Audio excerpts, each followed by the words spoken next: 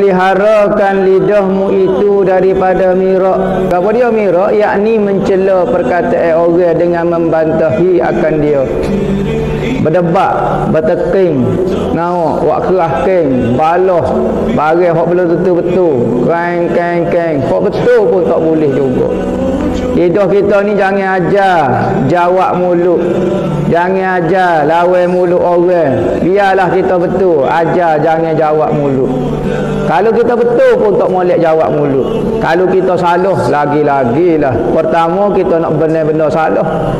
Kedua, kita lawan mulut. Kalau kita betul pun, kalau kita tak lawan mulut, dapat pahala. Jangan duk ajar. Sebab apa? Kerana balah teking batah-batah ni adalah kata pula kepada perkataan lagu tu tak memberi makna, bukan nak mengajar orang.